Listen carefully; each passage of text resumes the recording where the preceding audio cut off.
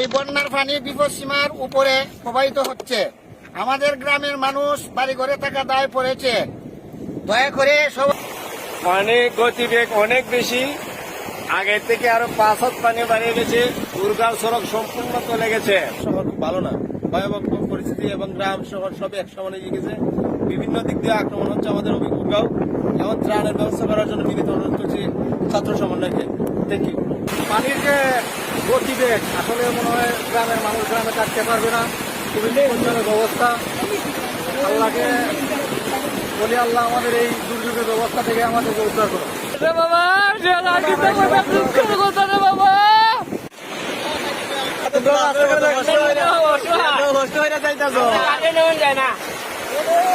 উপরে আছি কিন্তু গোলবাড়ি স্টেশনে মনে হয় না আজকের দিনের ভিতরে আমরা বাড়ি ঘরে থাকতে পারবো। আমরা